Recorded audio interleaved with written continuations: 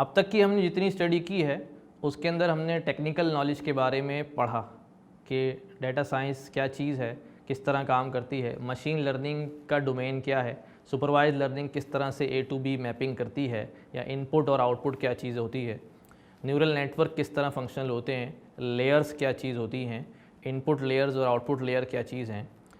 आज का जो हमारा टॉपिक है ये टेक्निकल नॉलेज से थोड़ा सा मुख्तलिफ है। इसके अंदर उन लोगों का इंटरेस्ट ज़्यादा होना चाहिए जो लोग अपनी कंपनी में मैनेजरियल पोजीशन पर हैं, डायरेक्टर पोजीशन पर हैं, बिज़नेस लीडर हैं, उन लोगों के लिए इसके अंदर ज़्यादा इंटरेस्ट की बातें हैं।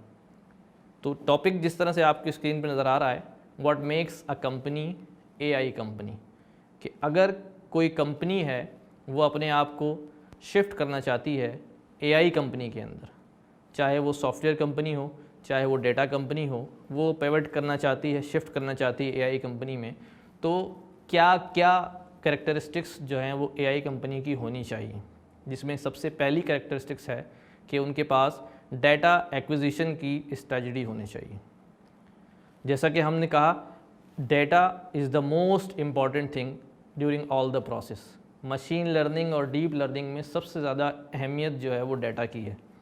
तो अगर कोई AI कंपनी है तो उसके पास कोई स्ट्रैटेजी होनी चाहिए डाटा एक्विजिशन की।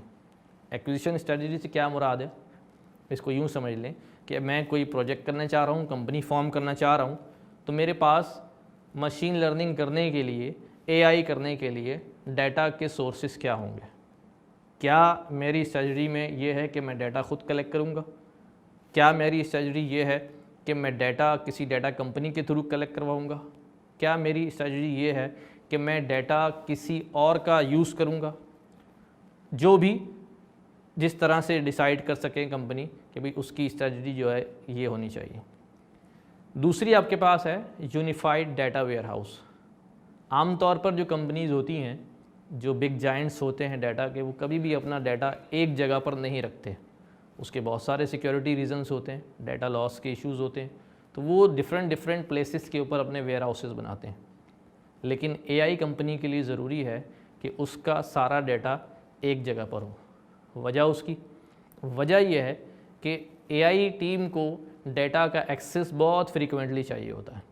अगर डिफरेंट डाटा वेयर हाउसेस में डिफरेंट टाइप्स ऑफ डाटा रखा हुआ है तो हर जगह राइट्स के इश्यूज़ हैं, एक्सेस के इश्यूज़ हैं, परमिशंस के इश्यूज़ होते हैं, तो इनमें बहुत ज़्यादा वक्त जो है वो कंज्यूम हो सकता है।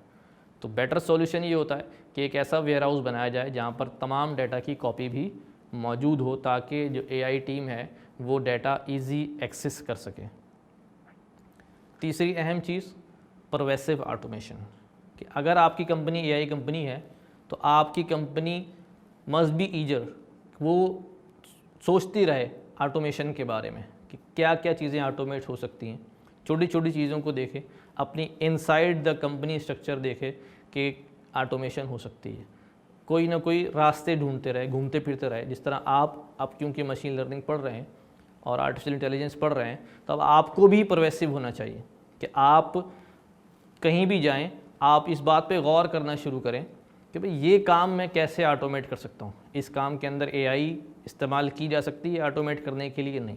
तो एक कंपनी को भी इसी तरह सोचना पड़ेगा कि वो अपना परवेसिवनेस शो करे किसी ऑटोमेशन के बारे में।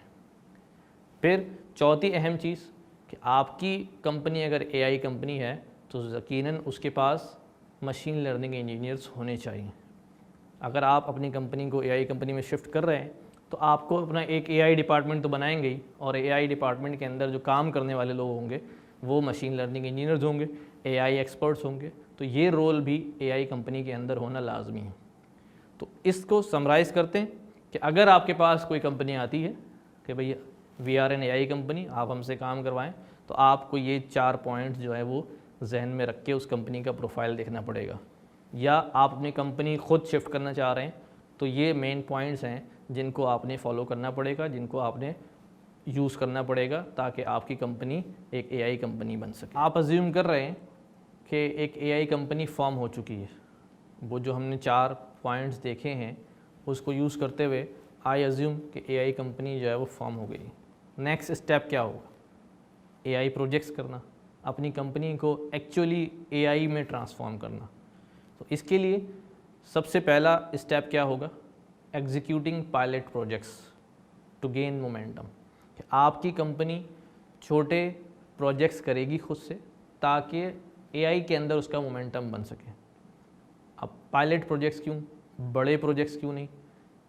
तो रीज़न ये है कि अभी आप एआई के अंदर नए हैं, एआई डोमेन के अंदर आपकी कंपनी की एक्सपर्टीज़ नहीं है।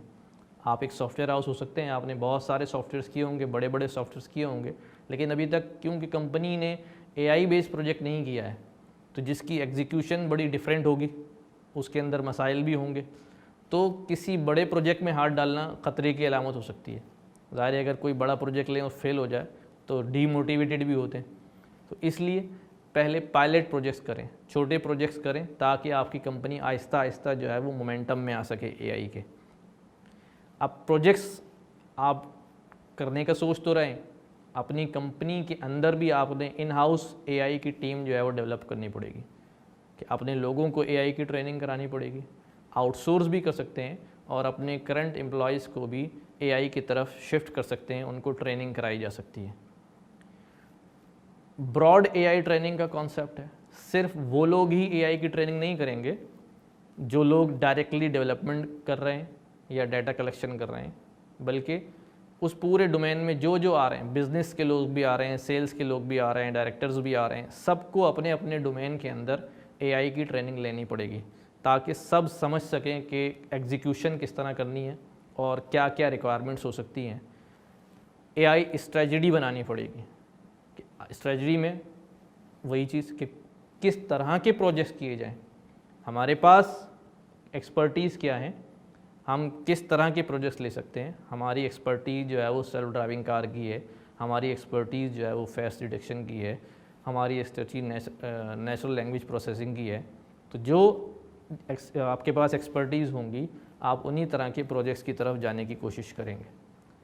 फिर क्योंकि आपकी कंपनी जो है फॉर्म हो चुकी है, तो अपने तमाम स्टेक होल्डर्स को, चाहे वो आपके एम्प्लॉयज़ हों, चाहे वो आपके पुराने कस्टमर्स हों, चाहे वो आपके वेंडर्स हों, सबको ये बात कन्वे करनी पड़ेगी कि हमारी कंपनी अब एक एआई कंपनी में शिफ्ट हो चुकी है। कंपनी फॉर्म हो गई, आपने ट्रांसफॉर्मेशन के बारे में प्लानिंग कर ली। अब चूँकि पायलट प्रोजेक्ट करना है, तो अब पायलट प्रोजेक्ट कैसा होना चाहिए, तो इस बात को समझने के लिए आज का हमारा टॉपिक है deciding about a new project, कि हम नए प्रोजेक्ट के बारे में की सिलेक्शन कैसे की जाए एक्चुअली। तो इसमें सबसे पहली चीज़ होती है, कोई भी प्रोजेक्ट शुरू करने से पहले टेक्निकल डिलिजेंस। टेक्निकल डिलिजेंस में अंदर सबसे इम्पॉर्टेंट फेज़ होता है कि फीजिबिलिटी ऑफ प्रोजेक्ट। अच्छा, जहाँ दो बातें होती हैं, फीजिबिलिटी और पॉसिबिलिटी। कि बाज़ दफ़ा काम पॉसिबल तो होता है, लेकिन हमारे लिए फ़ीज़िबल नहीं होता, हमारी कंपनी के लिए फ़ीज़िबल नहीं होता। तो आप जो प्रोजेक्ट्स चूज़ कर रहे हैं, जो डिसाइड कर रहे हैं कि ये प्रोजेक्ट हमें करना है, तो उसके बारे में सोचना पड़ेगा ये फ़ीज़िबल है या नहीं। इसको मिसाल से समझते हैं। फॉर एग्ज़ाम्पल, यूरोपियन कंट्रीज़ के अंदर साइकिलिंग का कॉन्सेप्ट है। वहाँ पर उन्होंने हर कॉर्नर्स के ऊपर साइकिल स्टैंड्स बनाए हुए हैं, जहाँ पर यूज़र आता है और अपना थंब साइकिल लगाता है, उसका रिकॉर्ड होता है उनके पास, और वो साइकिल अनलॉक हो जाती है, वो कहीं भी अपना साइकिल लेके ट्रैवल कर जाता है, और जहाँ उसका ट्रैवल ख़त्म होता है वहीं पर वो साइकिल दोबारा लॉक करता है और चला जाता है। अब अगर ये काम हम पाकिस्तान में शुरू कर दें, अब वो साइकिल जो है वो बड़ी नाजुक है, तो हमारे कंट्री के लिहाज से, हमारे सिटी के लिहाज से तो फ़ीज़िबल नहीं है। पॉसिबल है लेकिन फ़ीज़िबल नहीं है, हम नहीं कर सकते। हमारी सड़कें ऐसी नहीं हैं, हमारे यहाँ सिक्योरिटी के जो है ना बहुत सारे मसाइल हैं, तो हमारे लिए इस तरह का प्रोजेक्ट करना जो है वो फ़ीज़िबल नहीं है। फिर उसके बाद अगर हमने प्रोजेक्ट डिसाइड कर लिया है, तो अब ये देखना है कि यार ये काम एआई में होता भी है या नहीं होता। ऐसा तो कोई काम ने तो नहीं डिसाइड कर लिया कि जो एआई में पॉसिबल ही ना हो। तो टेक्निकल डिलिजेंस करते वक्त इन दो बातों का ख्याल रखना है कि ये प्रोजेक्ट फ़ीज़िबल है और ये काम एआई से हो सकता है या नहीं हो सकता। अब ये कैसे पता चलेगा ये काम एआई से हो सकता है या नहीं हो सकता? तो उसके लिए सबसे इम्पॉर्टेंट ये होता है कि आप बहुत सिंपल कॉन्सेप्ट लें, ऐसा काम सोचें जो आप कर सकते हैं सेकंड्स के अंदर, सेकंड्स के भी किसी हिस्से में आप वो टास्क परफॉर्म कर लेते हैं। ऐसे किसी काम को आप ऑटोमेट करने के बारे में सोचें, यानी सिंपल कॉन्सेप्ट को लें। आप प्रोजेक्ट करने से पहले जो है ये नहीं सोचना है कि यार मैं कोई ऐसी चेयर बना लूँ इंटेलिजेंस बेस्ड कि जिस पर बैठूँ और चांद पे चला जाऊँ खुद ही, नहीं। आपने सिंपल कॉन्सेप्ट चुनना है, ऐसा टास्क कि जिसको आप खुद से सेकंड्स के भी किसी पार्ट के अंदर जो है ना परफॉर्म कर लेते हैं। बज़ाहिर तो लगेगा कि बहुत छोटा सा काम है, लेकिन जब ये अपनी फुल फ्लैश एप्लीकेशन के साथ आएगा तो इसके एडवांटेजेस जो हैं वो बहुत ज़्यादा आएंगे। इसकी इम्प्लीमेंटेशन के आपको एडवांटेजेस बहुत ही ज़्यादा नज़र आएंगे।